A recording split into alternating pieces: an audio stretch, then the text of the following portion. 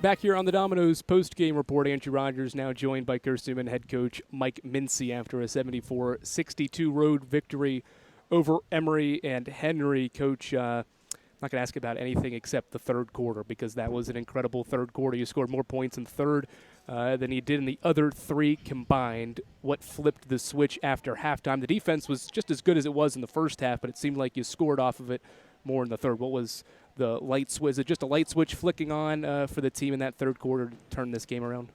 I mean, I didn't get onto them at halftime. I didn't have some kind of fiery speech. I just said, we were whatever we were. It was bad.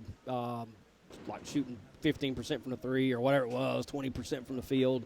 A lot of them were wide open shots, and you got to make them pay. They were doing a good job. They weren't giving us anything in the paint, and they weren't giving us a lot of offensive rebounds to be able to get easy second chance points. And even when we did catch it, we had a lot of people around us.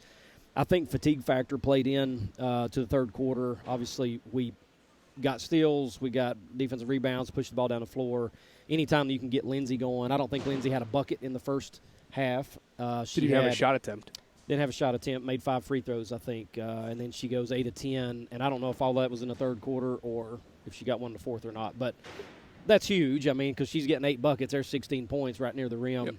Yep. We hit 3 threes in the third quarter, I believe, which would have been the most we made all. That's what we made in the first half. So, like I said, 3 quarters of basketball today for us was horrible. The third quarter was really good by getting 38 points. Talking about that third quarter, so many turnovers were forced, so many steals. You break the program record for steals in a game with 29. Emily Gonzalez, Tori Rutherford had 6 apiece. What did you see from those two specifically that seemed to be around the ball a lot, but the team in general was around it a lot as well? Yeah, I mean, one of the things I mentioned at halftime is that our players that play hard kept us kind of in the game. I mean, we're tied 27-27. I don't think we can shoot the ball any worse. I don't know that we can play any worse, and we're tied. So that was silver lining. Certainly come out and play, I guess, up to our potential maybe in the third quarter. I'm just now looking at – because I was upset about other stuff. So, I mean, we turned them over 36 times, and like you said, we get 29 steals for a program record. And all of that is good, but we still shoot the ball horribly for the game and certainly from the three. And then the fourth quarter was a nightmare altogether. You mentioned the poor shooting, and I think I've asked you this multiple times, but it seemed like they were good shot attempts. Did you see it the same way? They were open looks. They just weren't going in? Oh, yeah. In the first 2 quarters, for sure, we were shooting open shots out of our, heavy minute getters and volume shooters. Third quarter, we had a lot of – we shot 70% from the field in the third quarter, so we only missed we were 17 of 24. So did a good job there. But then we get into the fourth quarter, and, we're 3 of 18. We, in essence, emptied the bench, trying to give the younger kids an opportunity to play. And, I feel like that's second game in a row that we've had that opportunity to do that.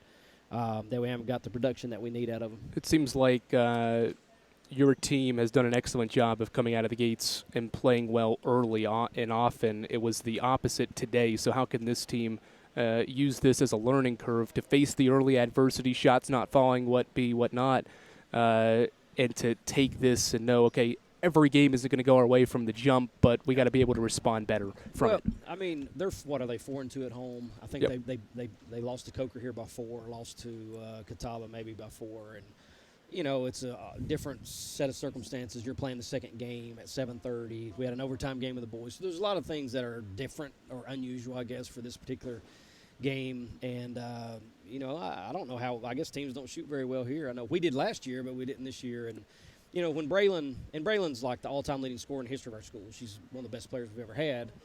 She's 0 for 6 from the field, 0 for 5 from the three. And I would say that almost all 5 of them were in her wheelhouse to shoot and make. Yep. And we don't get that. We don't get any shots out of Lindsay. I mean, you're going to score 27 points if you do stuff like that. And then we come out in the third quarter and, I know Braylon hit, I guess, her 1-3 there in the third quarter. You get the easy stuff out of Lindsay, and then everybody else can kind of contribute. I'm proud of Emily. Emily did not touch the floor at Wingate. We went with Ashland for a majority of that game when we went to the bench. Yep. And then the day she comes in, she didn't pout, and she brought it and played extremely well. As you head into Coker on Saturday, it's your normal Wednesday, Saturday, but kind of a quicker turnaround because of the late game here tonight. What are you going to emphasize as you get ready for Coker on Saturday? I mean, we're going back home. We play much better at home. We shoot the ball much better at home, and so this is just one of those games that you're happy to get out of here with a win. Didn't play well at all except for the third quarter, and and then the fourth quarter was obviously, in my opinion, as the coach, my fourth quarter was a big letdown because we put them at the free throw line 15 times. They made 11 of them. Yep. No, I'm sorry. I got that right? Yeah. Yep. They only made 2 buckets total, and that's the second game that I think we've done that when we've gone deep into the bench, is put the opposing team at the free throw line and not score very well. So not that that's what we got to worry about against Coker, because you're going to obviously go back and rely on your older, experienced kids, but I think we'll have a much better start in Holt Fieldhouse. Congrats on a third straight win. We'll talk to you Saturday. Thank you, Andrew. That's head coach Mike Mincey after